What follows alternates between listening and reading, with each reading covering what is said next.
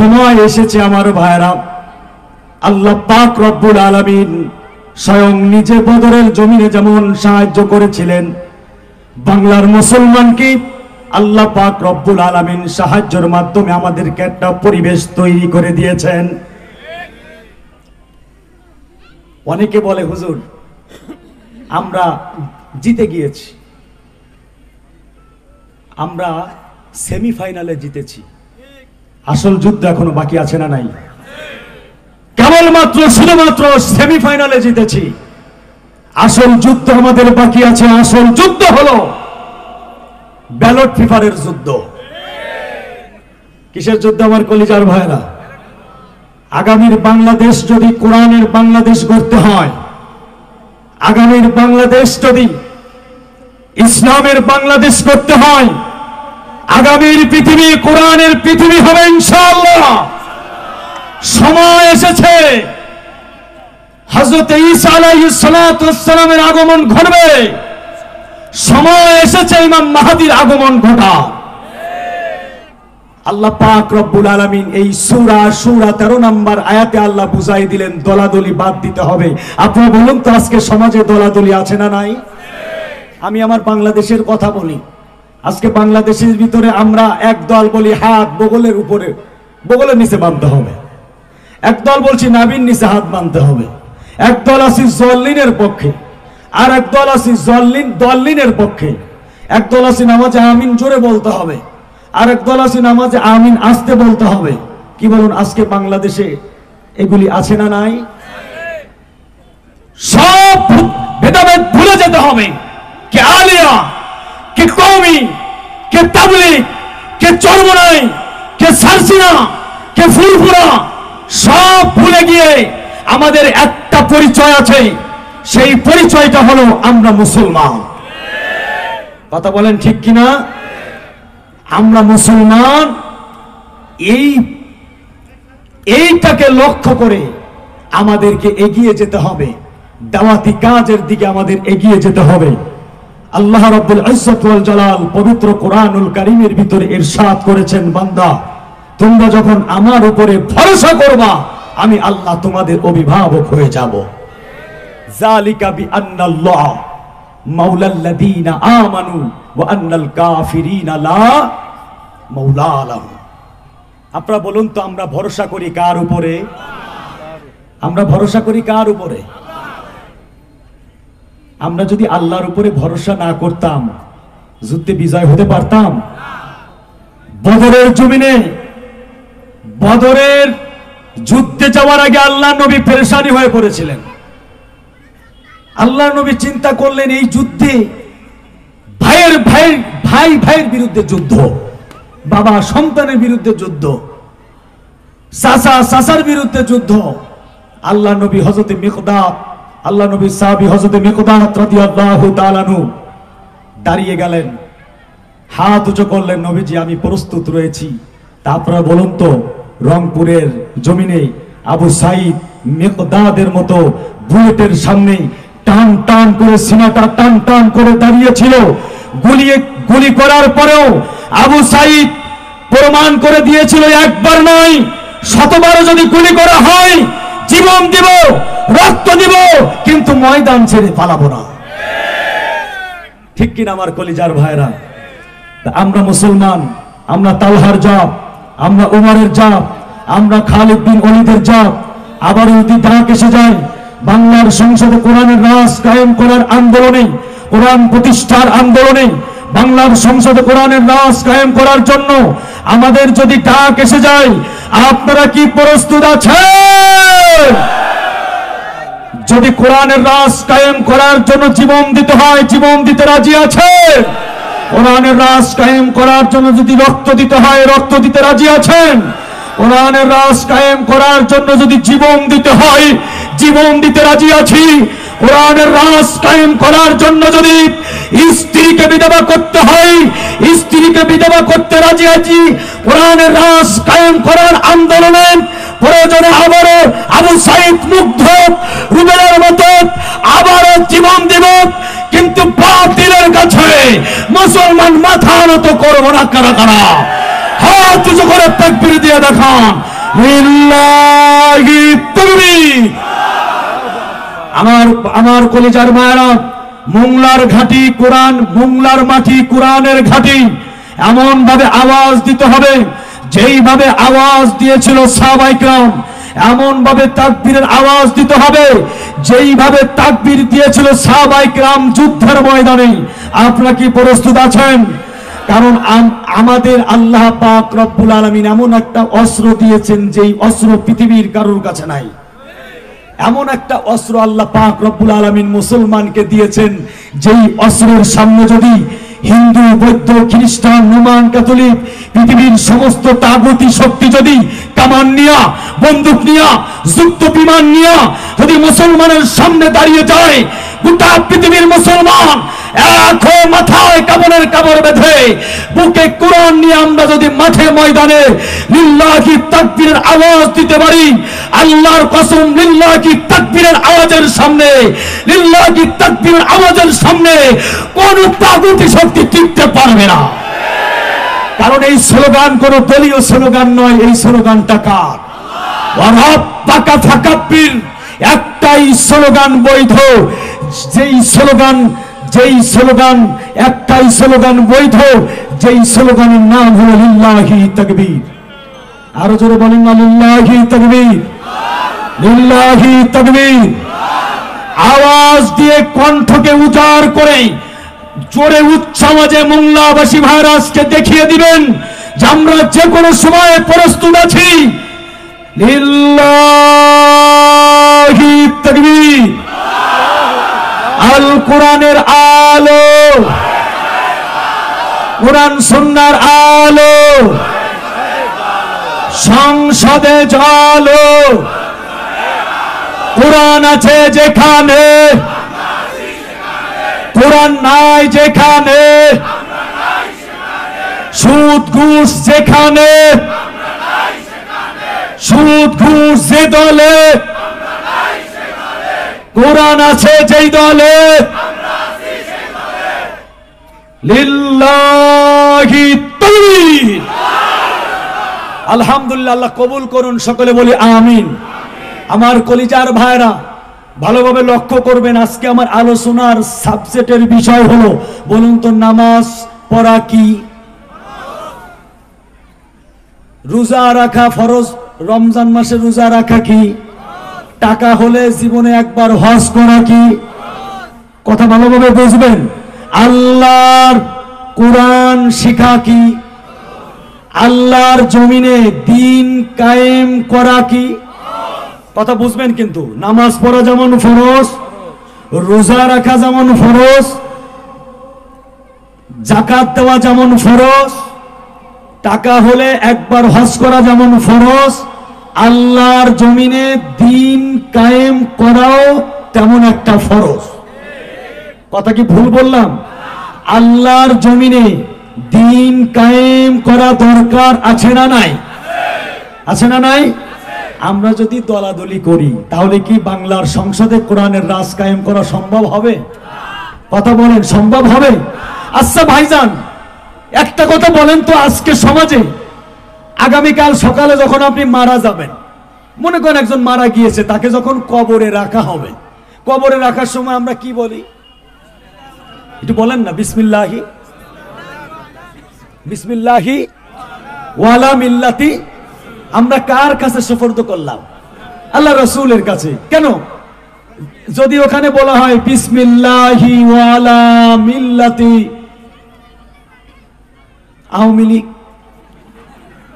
বিসমিল্লাহি ওয়ালা মিল্লাতি বিএনপি, বিসমিল্লাহি ওয়ালা মিল্লাতি জামাত ইসলামী, এরকম বলে কেউ?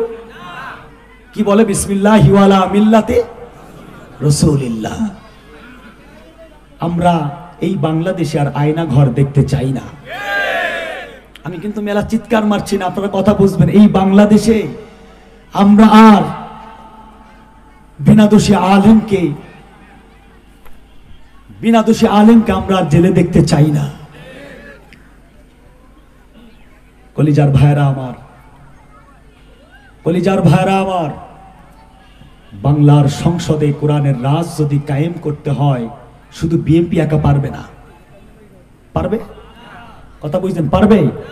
কারণ আমরা আইয়ুব আলীর শাসন দেখেছি, আমরা ইরশাদ চাচার শাসন দেখেছি, আমরা বঙ্গবন্ধু শেখ মুজিবুর রহমানের শাসন দেখেছি, আমরা হাসিনা ডাইনির শাসন দেখেছি। একটা শাসন দেখতে বাকি আছে, সেই শাসনটা হলো কোরআনের শাসন দেখতে বাকি আছে। আল্লাহর কসম, বাংলার সংসদে যদি কোরআনের শাসন কায়েম হয়ে যায়, 17টি বছর যারা এই বাংলাদেশের আলেম ওলামার উপরে অত্যাচার নির্যাতন করেছে, দুর্নীতি করেছে, প্রত্যেকের বিচার হবেই হবে। কথা বলেন ঠিক কিনা? এই বাগেরহাটের জমিনের 3 বছরের তানিয়াকে ধর্ষণ করা হয়েছে, ধর্ষকের বিচার হয় নাই। লজ্জা স্থানকে কেটে ফেরে লাশকে গাছে ঝুলায় রেখেছে, সোনার ছেলেদের বিচার হয় নাই কোরআনের রাজ বাংলার সংসদে না থাকার কারণে। শাপলা চত্বরে আমার মাদ্রাসার তালবে আলিমদেরকে হত্যা করা হয়েছে বিনা দোষে। কত বড় ডাইনি মহিলা বলে যে ওই রং মেখে শুয়েছিল। কথা ভুল বললাম নাকি? আমার কলিজার ভাইরা, আমি আগেই কিন্তু বলেছি আমরা দলাদলি করতে চাই না, কিন্তু আমাদের ম্যাডাম, তিনি আমাদের আপা, তিনি যে কাজগুলো করেছেন তার জন্য এখনো অনেকে কাঁদে, এখনো তার জন্য মনটা কাঁদে। আমি তাদেরকে উদ্দেশ্য করে একটা দুটো কথা বলতে চাই।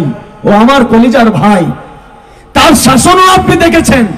এই বাংলাদেশে তার নেতাকে ভোট না দেওয়ার কারণে 88 বছরের সালেহা পর্যন্ত ধর্ষিত হয়েছে। সব কথা বাদ দিলাম, বিশ্ববরণ্য মুফাসসির কলিজার টুকরা আল্লামা সাঈদী হুজুর, যিনি 50টি বছর গোটা পৃথিবীতে যিনি কোরআনের তাফসীর করেছেন, কলিজার টুকরা আল্লামা সাঈদী হুজুরকে ধর্ষক বানিয়েছে। কথা বলেন না কেন? আল্লামা সাঈদী হুজুরকে মার্ডার কেসের আসামি বানিয়েছে, 13টি বছর বিনা দোষে জেলে আটকায় রেখেছে। এরপরে ভারতের চক্রান্তে এই ডাইনি মহিলা আল্লামা সাঈদী হুজুরকে ষড়যন্ত্র করে হত্যা করেছে। কি মনে করেন বিচার হবে না? বিচার হবে না? কতদিন দাদার কাছে থাকবা?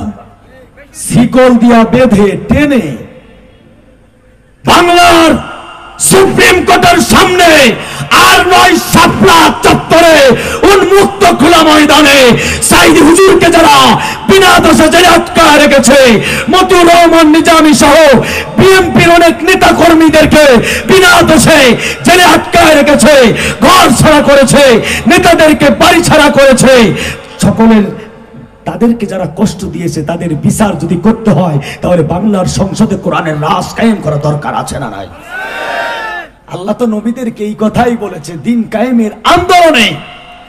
আল্লাহ ইব্রাহিমের কথা বলেছেন, মূসার কথা বলেছেন, ঈসার কথা বলেছেন, আল্লাহ পাক রব্বুল আলামিন ইব্রাহিম নবীর কথা বলেছেন। সব নবীকে আল্লাহ একই কথা আল্লাহ পাক রব্বুল আলামিন বলেছেন, দলাদলি করা যাবে, দলাদলি করা যাবে, দলাদলি না করে এখন সময় এসেছে আমাদের এক হতে হবে। আমাদের কি হতে হবে? এক হয়ে যেতে হবে। সবাই এখন এক হয়ে আগামীর বাংলাদেশ, কোরআনের বাংলাদেশ গড়তে হবে।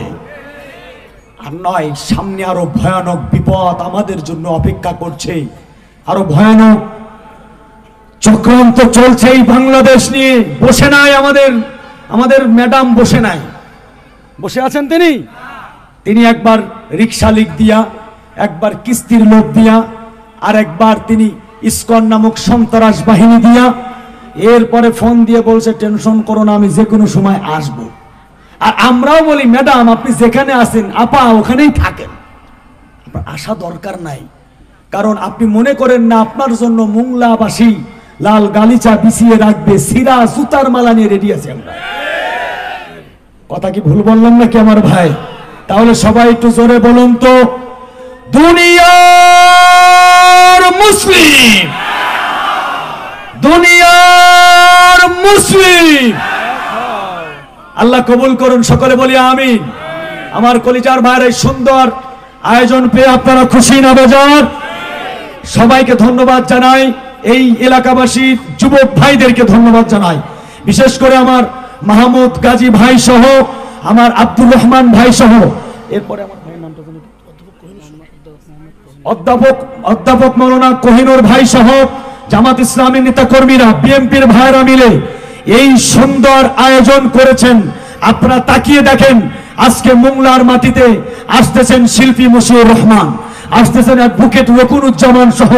আলহামদুলিল্লাহ, আপনারা সকলে তাদের অপেক্ষায় বসে আছেন। আমি আর সময় নিব না, আমি একেবারে শেষ পর্যায়ে চলে এসেছি। আমার কলিজার ভাইরা, বলুন তো, আমরা যে কোরআনকে ভালোবাসি, এই কোরআনে পারা কয়টা? এটা সবাই জোরে বলেন না, কয়টা পারা?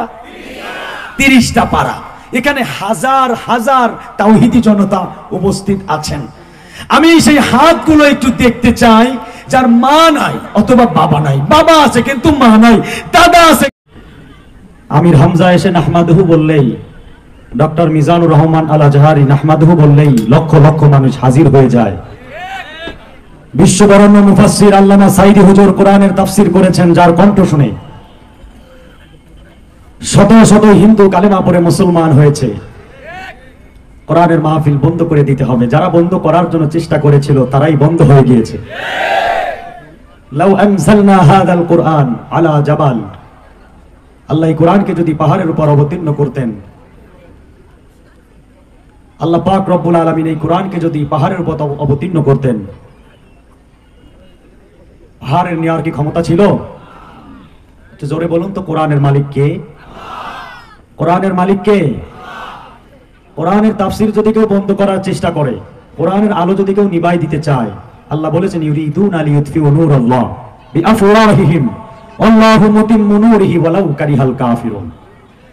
কোরআনের আলো যদি কেউ ফুঁক দিয়ে নিভাতে চায়, আল্লাহ বলেন তারাই নিভে যাবে, কোরআনের আলো আল্লাহ বাড়িয়ে দিবে। আপনারা বলুন তো, বিগত 17টি বছর কোরআনের তাফসীরের অনুমতি আমরা পেতাম না। দালালদেরকে টাকা দিয়া পাও ধরে, খালু বলে, চাচি বলে আদর আপ্যায়ন করে, অনেক কষ্ট করে মাহফিলের অনুমতি নেওয়ার পরেও যদি শ্রোতা একবার লিল্লাহি তাকবীরের আওয়াজ যদি দিত, একদল চলে যেত গোপনে, ফোন কানে লাগিয়ে বলতো, স্যার কোথায় আছেন, তাড়াতাড়ি আসুন। রাজনীতি শুরু হয়ে গিয়েছে।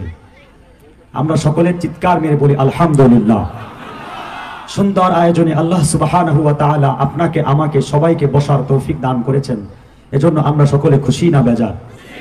আমার কলিজার ভাইরা, আজকে আপনারা যারা সামনে উপস্থিত হয়েছেন, আমি নিজেও একজন ইসলামী সঙ্গীতের পাগল।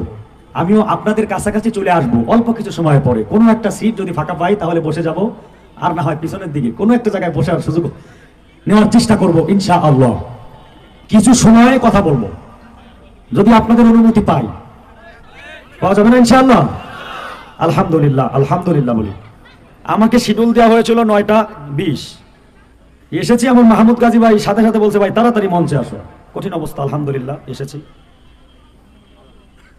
আমার কলিজার যুবকেরা, একটু মুহাব্বতের সাথে আমরা একটু জিকির করি, লা ইলাহা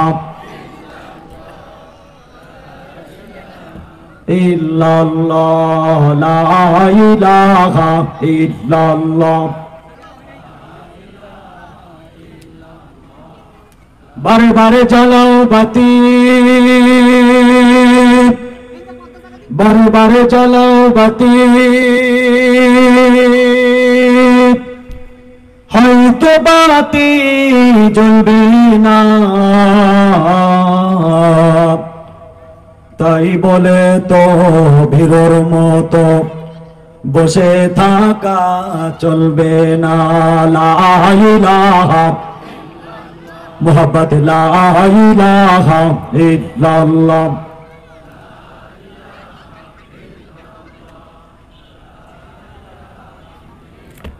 কেমন জানি মনে হচ্ছে আপনাদের কষ্ট হচ্ছে।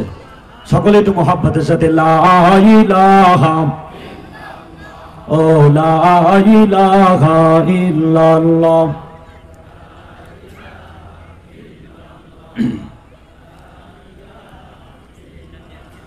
লা ইলাহা ইল্লাল্লাহ মুহাম্মাদুর রাসূলুল্লাহ।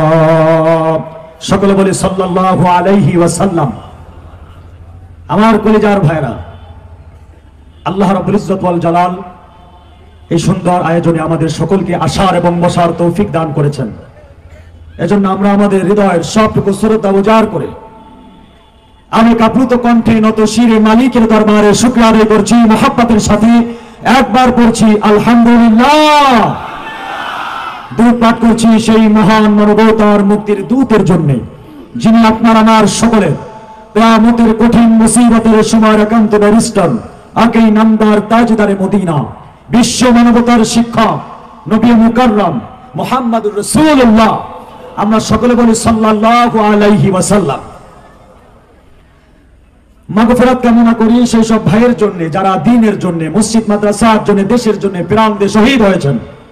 আল্লাহ রাব্বুল ইজ্জত ওয়াল জালাল আবু সাঈদ, মুগ্ধ, রুবেল, ফয়সাল সহ যারা জীবনের মাধ্যমে, রক্তের মাধ্যমে নতুন একটা দেশ আমাদেরকে উপহার দিয়েছেন, আল্লাহ রাব্বুল ইজ্জত ওয়াল জালাল সকলকে জান্নাতের মেহমান বানান। আমরা সকলে বলি আমিন।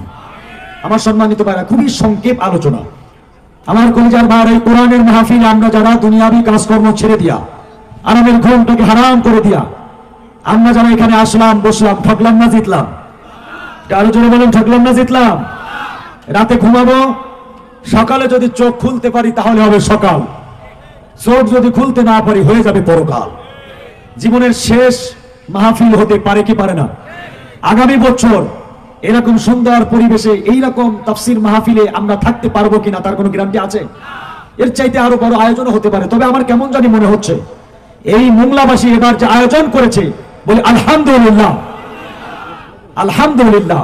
কলিজার ভাইরা, আসুন আমি একেবারে ভূমিকা ছাড়া পবিত্র কোরআন থেকে আমি কথা বলার চেষ্টা করব। সবাই আমার সাথে পড়ুন। আউযু বিল্লাহি মিনাশ শাইতানির রাজীম। বিসমিল্লাহির রাহমানির রাহিম। شرع لكم من الدين ما وصى به نوحا والذي أوحينا إليك وما وصينا به إبراهيم وموسى وعيسى أن أقيموا الدين ولا تفرقوا فيه صدق الله العلي العظيم। কলিজার ভাইরা, আমি আমার আলোচনার সূচনা লগ্নে জ্ঞান, বিজ্ঞান, দর্শন, সাহিত্য রত্ন ভান্ডার মহাগ্রন্থ আল কুরআনুল কারীমের 114টি সূরার 42 নম্বর সূরা, সূরাটির নাম হলো সূরা আশ-শূরা। এই সূরাটির 13 নম্বর আয়াতে কারিমা আমি আপনাদের সম্মুখে তেলাওয়াত করেছি। কয় নম্বর আয়াত? 13 নম্বর আয়াত। আজকে আমার মঞ্চে আমার ডানে বামে সামনে বসা আছেন আয়াম্মায়ে মাসাজিদ, অত্র মোংলার যারা বড় বড় মঞ্চে প্রধান বক্তা হিসেবে তাফসীর করেন, আমার সামনে তারা উপস্থিত আছেন। আমার কলিজার ভাইরা, আল্লাহ রাব্বুল আলামিন এই আয়াতের ভিতরে 5 জন নবীর কথা আলোচনা করেছেন। কয়জন নবীর কথা আলোচনা করেছেন? আল্লাহ রাব্বুল আলামিন বলেন, শারআ লাকুম মিনাদ-দীন মা ওয়াসা বিহি নূহা ওয়াল্লাযী আওহাইনা ইলাই। শারআ লাকুম মিনাদ-দীন, আল্লাহ রাব্বুল আলামিন বলেন তিনি তোমাদের জন্য দ্বীনের সেই সব নিয়ম কানুন নির্ধারণ করেছেন। আল্লাহ পাক রব্বুল আলামিন দ্বীনের জন্য যেই নিয়ম কানুন দিয়েছেন, শারআ লাকুম মিনাদ-দীন। এরপর আল্লাহ বলছেন হযরত নূহ আলাইহিস সালাতু ওয়াস সালামের কথা। আল্লাহ পাক রব্বুল আলামিন বলেন, মা ওয়াসা বিহি নূহ ওয়াল্লাযী আওহাইনা ইলাইক। আল্লাহ পাক রব্বুল আলামিন প্রথম নাম্বার নূহ আলাইহিস সালাতু ওয়াস সালামের কথা বলেছেন, দ্বিতীয় নাম্বার ওয়াল্লাযী আওহাইনা ইলাইক। মুফাসসিরিন ইকরাম এই ইলাইক শব্দ দ্বারা তারা বুঝিয়েছেন মুহাম্মদুর রাসূলুল্লাহ। একবার জোরে বলি না সাল্লাল্লাহু আলাইহি ওয়াসাল্লাম। ওয়া মা ওয়াসাইনা বিহি ইব্রাহিম এরপরে হযরত ইব্রাহিম আলাইহিস সালাতু ওয়াস সালামের কথা বলেছেন। আমি একেবারে সংক্ষেপে বলছি। এরপর আল্লাহ রাব্বুল আলামিন বলেন ও মূসা, হযরত মূসা আলাইহিস সালাতু ওয়াস সালামের কথা আল্লাহ বলেছেন। এরপরে বলেছেন 5 নাম্বার ওয়া ঈসা। তাহলে নবীর কয়জনের নাম হলো? একটু জোরে বলেন না। এই 5 জন নবীর কথা বলে আল্লাহ পাক রব্বুল আলামিন বললেন ওয়ালা তাফাররাকু ফি। আল্লাহ রব্বুল আলামিন বললেন দলাদলি করো না, বাড়াবাড়ি করো না। আল্লাহ পাক রব্বুল আলামিন 5 জন নবীকে একই কথা বললেন, একই দাওয়াত দিলেন। তার মানে সময় এসেছে আমার ভাইরা, আল্লাহ পাক রব্বুল আলামিন স্বয়ং নিজে বদরের জমিনে যেমন সাহায্য করেছিলেন বাংলার মুসলমানকে, আল্লাহ পাক রব্বুল আলামিন সাহায্যের মাধ্যমে আমাদেরকে একটা পরিবেশ তৈরি করে দিয়েছেন। অনেকে বলে হুজুর আমরা জিতে গিয়েছি, আমরা সেমিফাইনালে জিতেছি। আসল যুদ্ধ এখনো বাকি আছে না নাই? কেবলমাত্র শুধুমাত্র সেমিফাইনালে জিতেছি, আসল যুদ্ধ আমাদের বাকি আছে। আসল যুদ্ধ হলো ব্যালট পেপারের যুদ্ধ। কিসের যুদ্ধ আমার কলিজার ভাইরা? আগামীর বাংলাদেশ যদি কোরআনের বাংলাদেশ করতে হয়, আগামীর বাংলাদেশ যদি ইসলামের বাংলাদেশ করতে হয়, আগামীর পৃথিবী কোরআনের পৃথিবী হবে ইনশাআল্লাহ। সময় এসেছে, হযরত ঈসা আলাইহিস সালাতু ওয়াস সালামের আগমন ঘটবে। সময় এসেছে ইমাম মাহদীর আগমন ঘটা। আল্লাহ পাক রব্বুল আলামিন এই সূরা 13 নম্বর আয়াতে আল্লাহ বুঝাই দিলেন দলাদলি বাদ দিতে হবে। আপনারা বলুন তো আজকে সমাজে দলাদলি আছে না নাই? আমি আমার বাংলাদেশের কথা বলি। আজকে বাংলাদেশের ভিতরে আমরা এক দল বলি হাত বগলের উপরে, বগলের নিচে বাঁধতে হবে, এক দল বলছি নাভির নিচে হাত বাঁধতে হবে, এক দল আছি জল্লিনের পক্ষে, আর এক দল আছি দল্লিনের পক্ষে, এক দল আছি নামাজে আমিন জোরে বলতে হবে, আর এক দল আছি নামাজে আমিন আস্তে বলতে হবে। কি বলুন আজকে বাংলাদেশে এগুলি আছে না নাই? সব ভেদাভেদ ভুলে যেতে হবে। কে আলিয়া, কে কওমি, কে তাবলীগ, কে চরমনাই, কে সারসিনা, কে ফুলপুরা, সব ভুলে গিয়ে আমাদের একটা পরিচয় আছে। সেই পরিচয়টা হলো আমরা মুসলমান। কথা বলেন ঠিক কিনা? আমরা মুসলমান। এইটাকে লক্ষ্য করে আমাদেরকে এগিয়ে যেতে হবে, দাওয়াতি কাজের দিকে আমাদের এগিয়ে যেতে হবে। আল্লাহ রাব্বুল ইজ্জত ওয়াল জালাল পবিত্র কোরআনুল কারীমের ভিতরে ইরশাদ করেছেন, বান্দা তোমরা যখন আমার উপরে ভরসা করবা আমি আল্লাহ তোমাদের অভিভাবক হয়ে যাব। যালিকা বিআন্নাল্লাহ মাওলাল্লাযীনা আমানু ওয়া আন্নাল কাফিরিনা লা মাওলা লাহুম। আপনারা বলুন তো আমরা ভরসা করি কার উপরে? আমরা ভরসা করি কার উপরে? আমরা যদি আল্লাহর উপরে ভরসা না করতাম যুদ্ধে বিজয় হতে পারতাম? বদরের জমিনে, বদরের যুদ্ধে যাওয়ার আগে আল্লাহ নবী পেরেশানি হয়ে পড়েছিলেন। আল্লাহ নবী চিন্তা করলেন এই যুদ্ধে ভাইয়ের বিরুদ্ধে যুদ্ধ, বাবা সন্তানের বিরুদ্ধে যুদ্ধ, চাচার বিরুদ্ধে যুদ্ধ। আল্লাহ নবী হযরত মিকদাদ, আল্লাহ নবী সাহাবী হযরত মিকদাদ রাদিয়াল্লাহু তাআলা আনহু দাঁড়িয়ে গেলেন, হাত উঁচু করলেন, নবীজি আমি প্রস্তুত রয়েছি।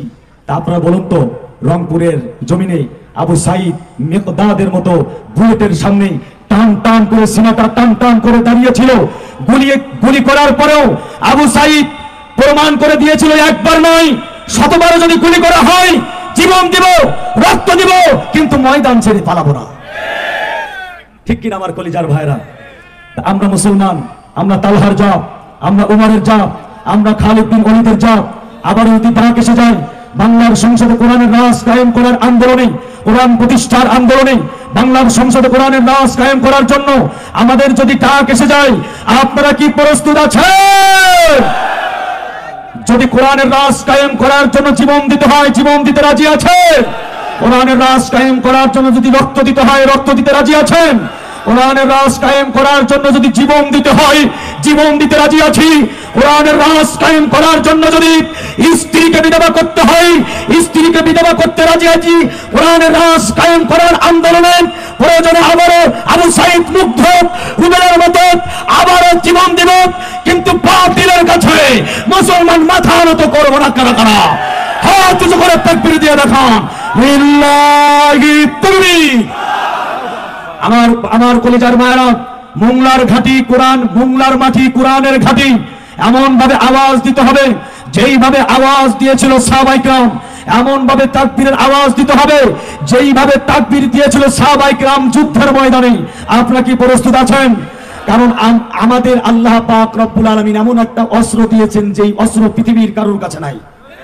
এমন একটা অস্ত্র আল্লাহ পাক রব্বুল আলামিন মুসলমানকে দিয়েছেন যেই অস্ত্রের সামনে যদি হিন্দু, বৌদ্ধ, খ্রিস্টান, রোমান, ক্যাথলিক পৃথিবীর সমস্ত তাগুতি শক্তি যদি কামান নিয়া, বন্দুক নিয়া, যুদ্ধ বিমান নিয়া যদি মুসলমানের সামনে দাঁড়িয়ে যায়, গোটা পৃথিবীর মুসলমান এক হয়ে মাথায় কামানের কামড় বেঁধে বুকে কোরআন নিয়ে আমরা যদি মাঠে ময়দানে লিল্লাহি তাকবীরের আওয়াজ দিতে পারি, আল্লাহর কসম লিল্লাহি তাকবীরের আওয়াজের সামনে, লিল্লাহি তাকবীরের আওয়াজের সামনে কোন তাগুতি শক্তি টিকতে পারবে না। কারণ এই স্লোগান কোন দলীয় স্লোগান নয়, এই স্লোগানটা কার? ওয়ারাব্বাকা ফাকাব্বির। একটাই স্লোগান বৈধ, যেই স্লোগান একটাই স্লোগান বৈধ, যেই স্লোগানের নাম হলো লিল্লাহি তাকবীর। আরো জোরে বলেন না লিল্লাহি তাকবীর, লিল্লাহি তাকবীর। আওয়াজ দিয়ে কণ্ঠকে উজাড় করে জোরে উচ্চ আওয়াজে মোংলাবাসী ভাইরাসকে দেখিয়ে দিবেন যে আমরা যে কোনো সময়ে প্রস্তুত আছি। লিল্লাহি তাকবীর। আল কোরআনের আলো, কোরআন সুন্নাহর আলো, সংসদে জ্বালো। কোরআন আছে যেখানে, কোরআন নাই যেখানে, সুদ ঘুষ যেখানে, সুদ ঘুষ যে দলে, কোরআন আছে যেই দলে, লিল্লাহি তাকবীর। আলহামদুলিল্লাহ, আল্লাহ কবুল করুন, সকলে বলি আমিন। আমার কলিজার ভাইরা ভালোভাবে লক্ষ্য করবেন, আজকে আমার আলোচনার সাবজেক্টের বিষয় হলো, বলুন তো নামাজ পড়া কি? রোজা রাখা ফরজ, রমজান মাসে রোজা রাখা কি? টাকা হলে জীবনে একবার হজ করা কি? কথা ভালোভাবে বুঝবেন। আল্লাহর কোরআন শিখা কি? আল্লাহর জমিনে দ্বীন কায়েম করা কি? কথা বুঝবেন কিন্তু। নামাজ পড়া যেমন ফরজ, রোজা রাখা যেমন ফরজ, যাকাত দেওয়া যেমন ফরজ, টাকা হলে একবার হজ করা যেমন ফরজ, আল্লাহর জমিনে দ্বীন কায়েম করাও তেমন একটা ফরজ। কথা কি ভুল বললাম? আল্লাহর জমিনে দ্বীন কায়েম করা দরকার আছে না নাই? আছে না নাই? আমরা যদি দলাদলি করি তাহলে কি বাংলার সংসদে কোরআনের রাজ কায়েম করা সম্ভব হবে? কথা বলেন, সম্ভব হবে? আচ্ছা ভাইজান, একটা কথা বলেন তো, আজকে সমাজে আগামীকাল সকালে যখন আপনি মারা যাবেন, মনে করেন একজন মারা গিয়েছে, তাকে যখন কবরে রাখা হবে, কবরে রাখার সময় আমরা কি বলি? একটু বলেন না, বিসমিল্লাহি, বিসমিল্লাহি ওয়ালা মিল্লাতি। আমরা কার কাছে সুপর্দ করলাম? আল্লাহ রাসূলের কাছে। কেন? যদি ওখানে বলা হয় বিসমিল্লাহি ওয়ালা মিল্লাতি আওয়ামী লীগ, বিসমিল্লাহি ওয়ালা মিল্লাতি বিএনপি, বিসমিল্লাহি ওয়ালা মিল্লাতি জামাত ইসলামী, এরকম বলে কেউ? কি বলে? বিসমিল্লাহি ওয়ালা মিল্লাতি রাসূলিল্লাহ। আমরা এই বাংলাদেশে আর আয়না ঘর দেখতে চাই না। আমি কিন্তু মেলা চিৎকার মারছি না, আপনারা কথা বুঝবেন। এই বাংলাদেশে আমরা আর বিনা দোষী আলেমকে আমরা আর জেলে দেখতে চাই না। কলিজার ভাইরা আমার, কলিজার ভাইরা আমার, বাংলার সংসদে কোরআনের রাজ যদি কায়েম করতে হয়, শুধু বিএনপি একা পারবে না। পারবে? কথা বুঝছেন? পারবে। কারণ আমরা আইয়ুব আলীর শাসন দেখেছি, আমরা ইরশাদ চাচার শাসন দেখেছি, আমরা বঙ্গবন্ধু শেখ মুজিবুর রহমানের শাসন দেখেছি, আমরা হাসিনা ডাইনির শাসন দেখেছি। একটা শাসন দেখতে বাকি আছে, সেই শাসনটা হলো কোরআনের শাসন দেখতে বাকি আছে। আল্লাহর কসম, বাংলার সংসদে যদি কোরআনের শাসন কায়েম হয়ে যায়, 17টি বছর যারা এই বাংলাদেশের আলেম ওলামার উপরে অত্যাচার নির্যাতন করেছে, দুর্নীতি করেছে, প্রত্যেকের বিচার হবেই হবে। কথা বলেন ঠিক কিনা? এই বাগেরহাটের জমিনের 3 বছরের তানিয়াকে ধর্ষণ করা হয়েছে, ধর্ষকের বিচার হয় নাই। লজ্জা স্থানকে কেটে ফেলে লাশকে গাছে ঝুলায় রেখেছে, সোনার ছেলেদের বিচার হয় নাই কোরআনের রাজ বাংলার সংসদে না থাকার কারণে। শাপলা চত্বরে আমার মাদ্রাসার তালিবে আলিমদেরকে হত্যা করা হয়েছে বিনা দোষে। কত বড় ডাইনি মহিলা বলে যে ওই রং মেখে শুয়েছিল। কথা ভুল বললাম নাকি? আমার কলিজার ভাইরা, আমি আগেই কিন্তু বলেছি আমরা দলাদলি করতে চাই না, কিন্তু আমাদের ম্যাডাম, তিনি আমাদের আপা, তিনি যে কাজগুলো করেছেন তার জন্য এখনো অনেকে কাঁদে, এখনো তার জন্য মনটা কাঁদে। আমি তাদেরকে উদ্দেশ্য করে একটা দুটো কথা বলতে চাই। ও আমার কলিজার ভাই, তার শাসনও আপনি দেখেছেন। এই বাংলাদেশে তার নেতাকে ভোট না দেওয়ার কারণে 88 বছর সালেহা পর্যন্ত ধর্ষিত হয়েছে। সব কথা বাদ দিলাম, বিশ্ববরণ্য মুফাসসির কলিজার টুকরা আল্লামা সাঈদী হুজুর, যিনি 50টি বছর গোটা পৃথিবীতে যিনি কোরআনের তাফসীর করেছেন, কলিজার টুকরা আল্লামা সাঈদী হুজুরকে ধর্ষক বানিয়েছে। কথা বলেন না কেন? আল্লামা সাঈদী হুজুরকে মার্ডার কেসের আসামি বানিয়েছে, 13টি বছর বিনা দোষে জেলে আটকা রেখেছে।